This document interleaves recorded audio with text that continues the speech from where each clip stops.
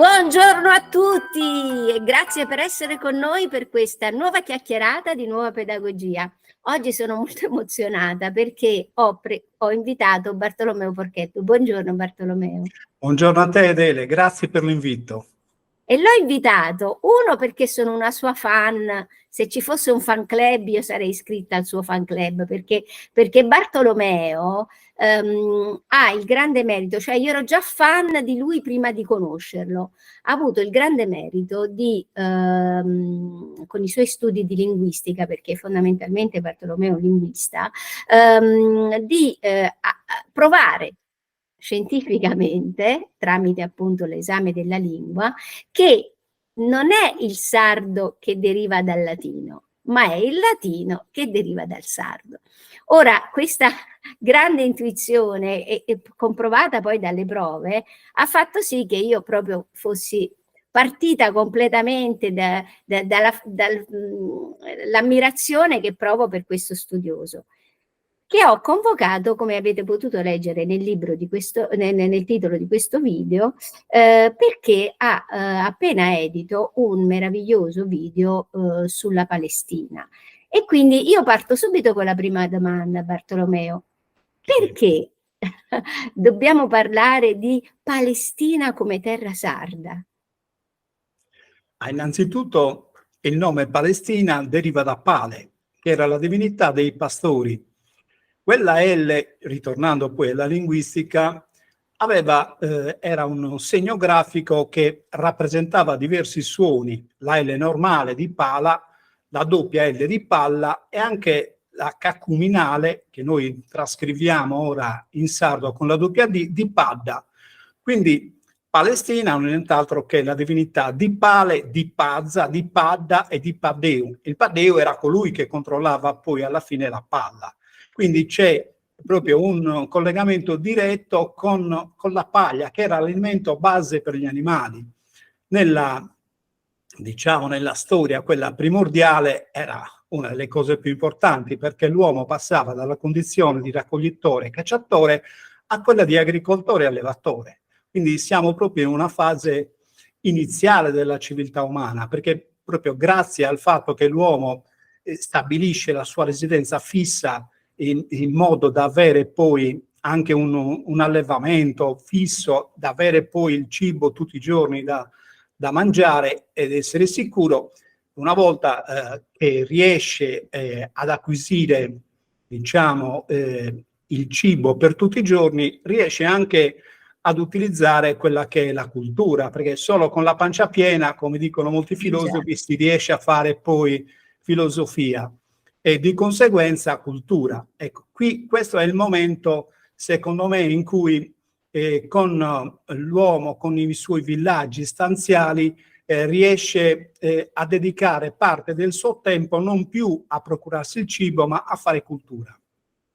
Ma oltre al fatto appunto che nella storia italiana, una storia che viene un po' messa da parte, non vista, e noi lo diciamo continuamente, i libri di storia vanno riscritti perché ci sono tante omissioni, tante manipolazioni, eccetera, eccetera, è esistito poco tempo fa un regno della Sardegna, che comprendeva anche l'Italia, va bene? Ora, a parte che non se ne parla più di questa cosa, ma andando sempre più avanti troviamo testimonianze di presenze sarde ovunque, in Egitto, nella penisola iberica, in Africa, cioè i sardi sono veramente presenti in tutto il Mediterraneo. Che ruolo hanno avuto le popolazioni del mare, perché così venivano chiamate, appunto in questa terra così martoriata, soprattutto in questo periodo storico? Io ho fatto una ricerca di tipo linguistico e non solo, ma anche archeologico, perché ormai la ricerca è multidisciplinare, e ho riscontrato toponimi sardi in tutto il Mediterraneo orientale, Mediterraneo del Nord Africa e il Mediterraneo occidentale. E quindi mi sono posto il problema se effettivamente questi nomi esistessero prima della conquista romana di quei territori, E questi nomi poi ho riscontrato che esistevano anche prima, perché sono riportati dai greci. I greci riportano questi nomi in sardo e quindi sono andato a fare una comparazione tra il greco e il sardo e sono riuscito a capire che il greco non è una lingua romanza, non appartiene alle lingue europee occidentali, è una lingua completamente diversa, a sé, che nell'albero genealogico noi possiamo sistemare fra le lingue caucasiche, perché il greco ha una radice, una forma sintattica simile all'armeno, all'attuale armeno. E quindi le parole, quelle più comuni, quelle basilari, sono completamente diverse da quelle sarde. E anche il significato delle stesse parole è diverso. Pertanto, trovando un toponimo e analizzando la sua radice, si riesce a capire in modo relativamente semplice, perché bisogna studiarci sopra, si riesce a capire se quella parola è greca o è sarda. E allora sono andato ad esempio a vedere l'Arcadia, che è una regione storica della Grecia, che ha la sua radice nell'arco e nell'arca, ma l'arco e l'arca in greco vengono nominati in maniera completamente diversa. Pertanto noi riusciamo a capire da questo che l'Arcadia è un coronimo che non è stato dato dai greci, ma è stato dato da un'altra popolazione che non aveva la lingua greca come lingua base, e quindi dal sardo, perché sono nomi sardi.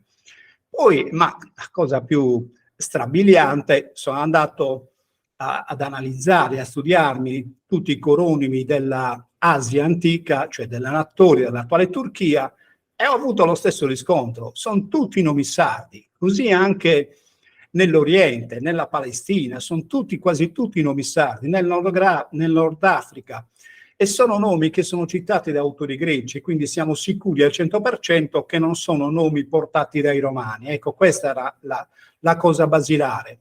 Quindi dobbiamo ringraziare gli autori greci per questo, perché altrimenti sarebbe stato molto difficile capire se quei nomi li avessero messi i romani oppure se esistessero già da prima in quei territori.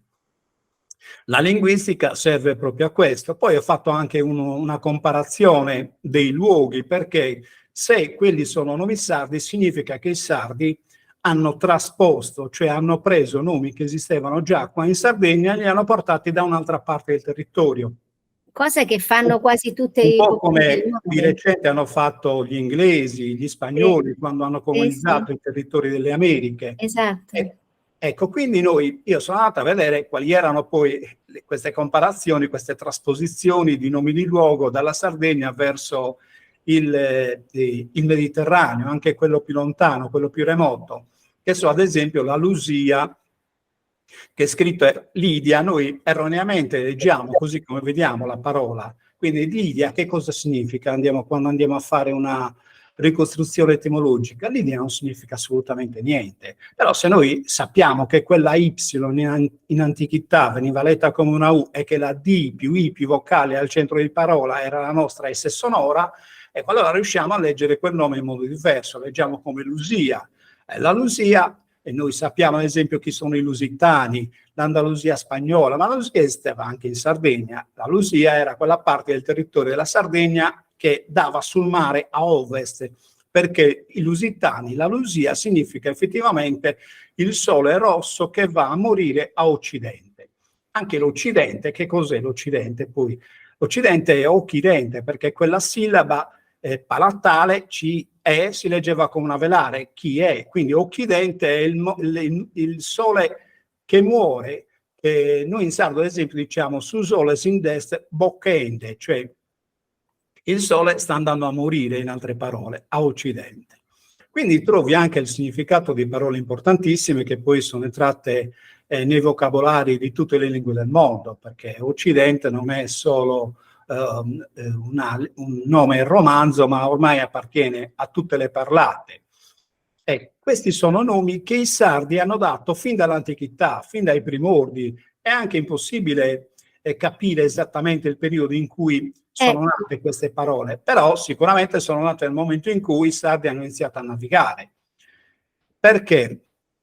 Ti spiego. Per effettuare una navigazione così di lungo raggio occorreva conoscere perfettamente il cielo, perché solo attraverso il cielo si riusciva a capire esattamente dove uno si trovava sulla terra. Certo.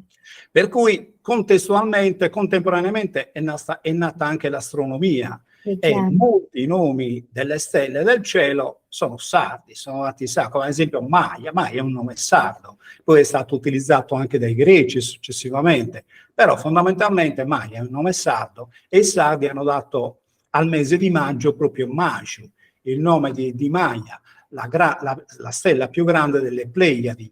Perché? Perché quella era il gruppo delle Pleiadi, era un gruppo di stelle importantissime, perché era immediatamente visibile a occhio nudo nel cielo, e il suo sorgere significava l'inizio della navigazione d'altura.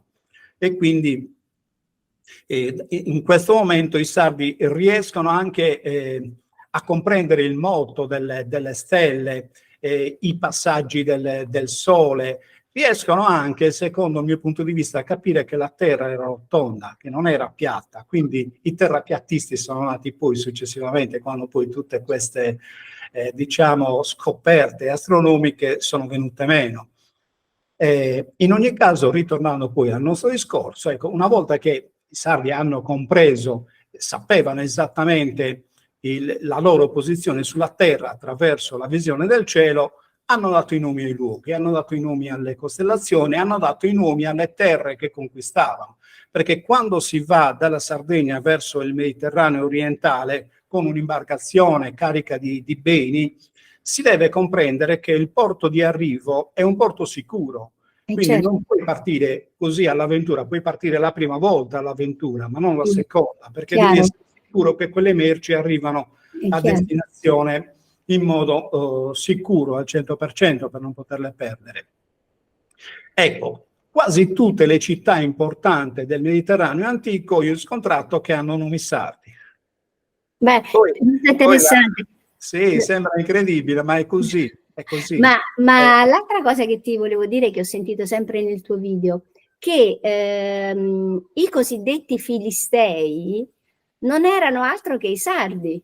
Certo, secondo la tua la parola deriva da Pelestim, e Pelestim è simile a Pelesette, è simile anche per l'Argi, ed è il nome con cui i sardi venivano chiamati per il loro abbigliamento. Sì. I sardi avevano imparato a conciare le pelli fin dall'antichità. Noi, ad esempio, abbiamo trovato in scavo archeologico a Cucurisarrius, nei pressi di Cabras, dei raschiatori di ossidiana risalenti al Neolitico. Quindi dal Neolitico noi riuscivamo già a conciare le pelli togliendo il grasso attraverso i raschiatori di ossidiana. Quindi queste poi sono le prove effettive. Quindi la pelle conciata aveva diversi significati, perché proteggeva il corpo dalle frecce, soprattutto quando veniva trasformata in corazza. La pelle cotta viene trasformata poi in corazza, in cuoio, quindi è molto difficile poi perforarla con una freccia. E poi aveva anche il potere di coprire, ma poi aveva anche un potere, diciamo, più divino, nel senso che dava importanza alla persona che indossava quella pelle. E qui i sardi la portavano sia per proteggere il corpo, ma sia anche per esternare una loro condizione sociale. In molti era uno status symbol, diremmo oggi, no? Era uno status symbol, sì. In molti bronzetti nuragici questa pelle loro la tenevano avvolta nei fianchi, proprio per una questione di esternazione verso le altre persone. Quindi era davvero una cosa simbolica. E pensa che i personaggi sono citati un po' da tutti gli autori greci, anche da quelli latini, e li citano come persone che sono appartenute a una grande civiltà. Nonostante poi i greci effettivi, quelli che poi hanno conquistato la Grecia, che era abitata inizialmente dai Pelasgi, ecco, vantano queste persone, cioè riconoscono la loro cultura a distanza di centinaia e migliaia di anni.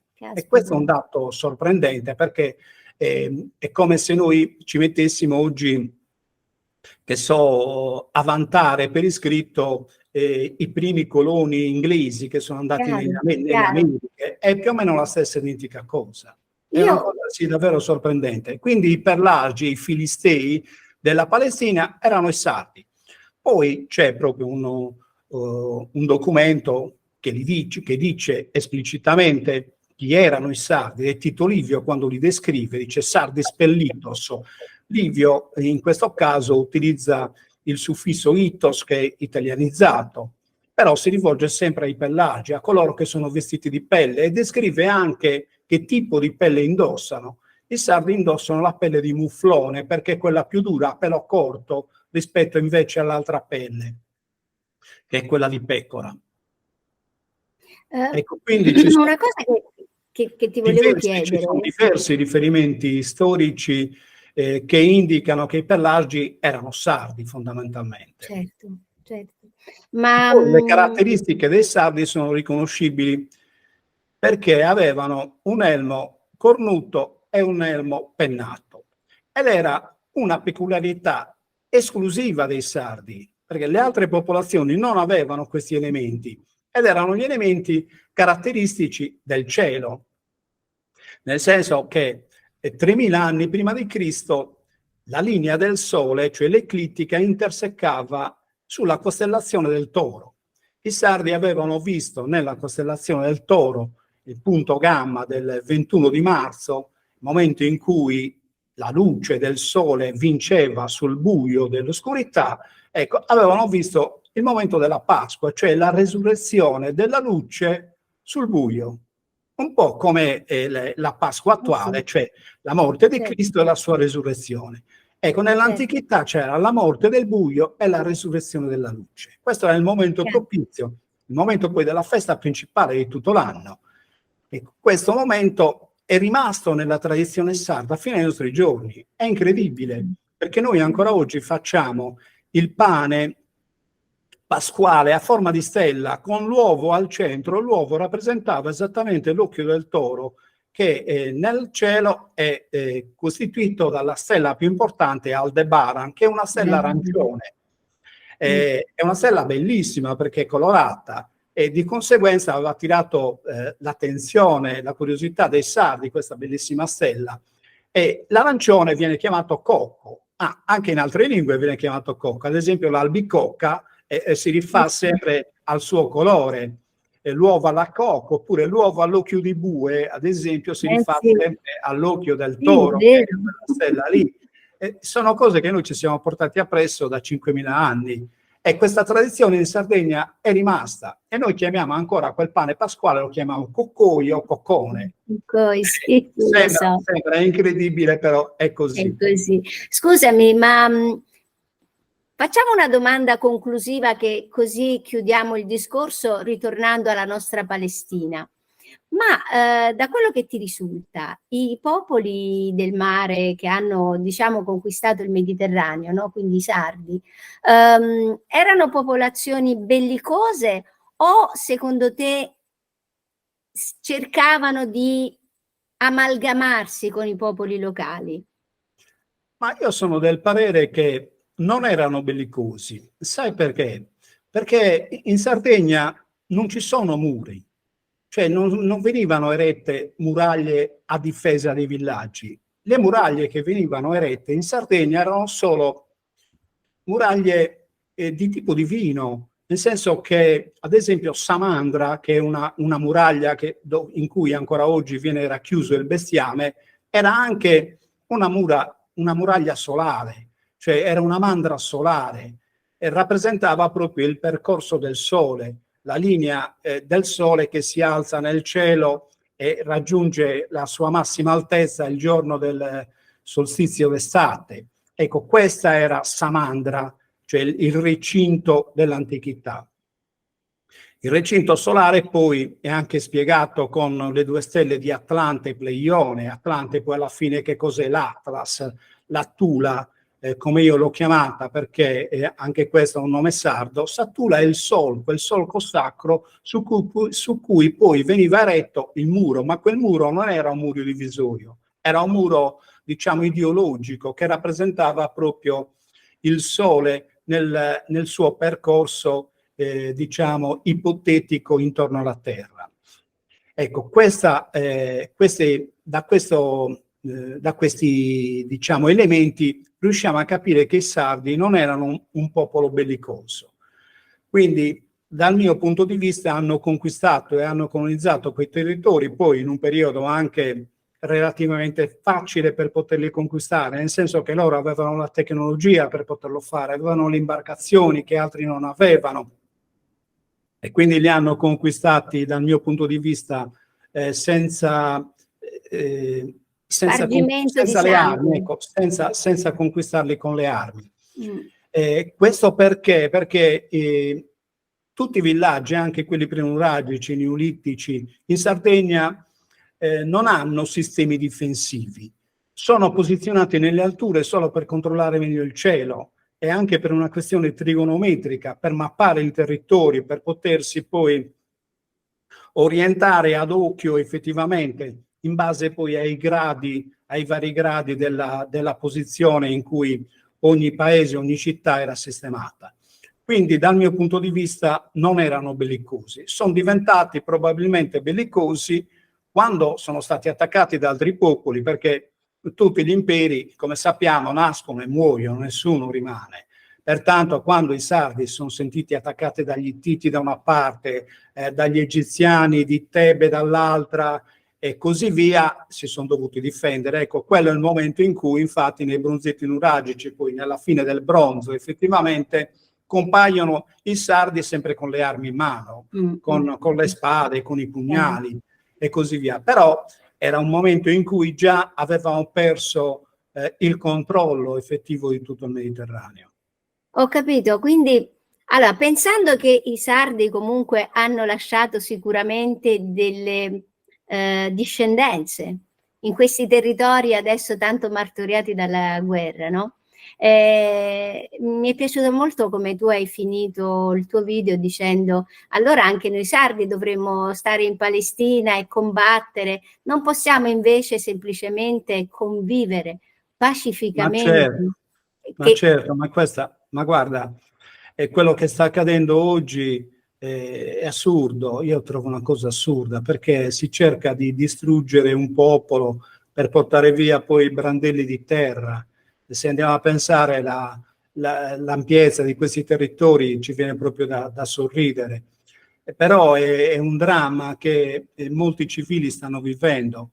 Ma poi cosa ci vuole? Cioè, perché non fare due stati e vivere poi in pace? Perché tutte quelle risorse che oggi si spendono per la guerra si potrebbero spendere per abbellire quei territori, farli diventare davvero un giardino come era nell'antichità, molto probabilmente. Quindi io trovo davvero assurda questa guerra e secondo me la comunità internazionale dovrebbe essere più decisa ad intervenire.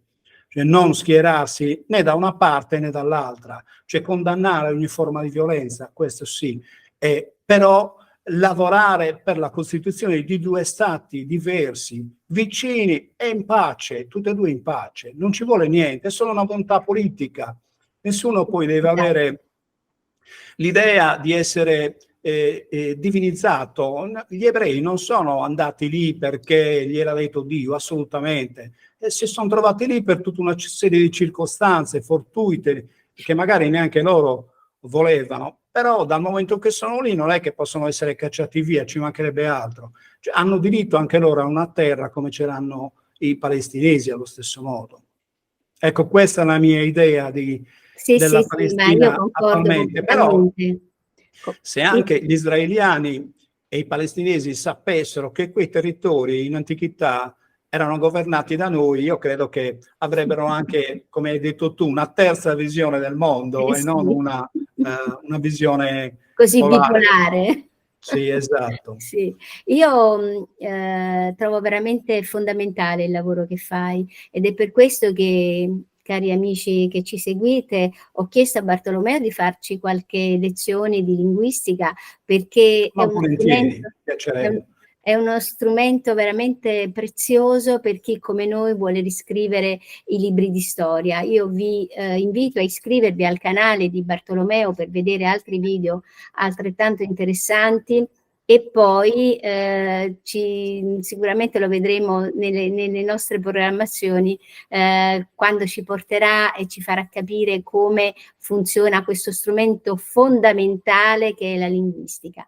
Bartolomeo, grazie mille, grazie del tuo Grazie a tempo. te, un saluto a tutti. Vi saluto con la mano destra sollevata, perché era il gesto simbolico dei sardi, e quando sollevavano la mano destra facevano vedere che non avevano armi di offesa sulla mano e soprattutto si auguravano salute, la salute che è la cosa più importante. Saluti a Vero. tutti.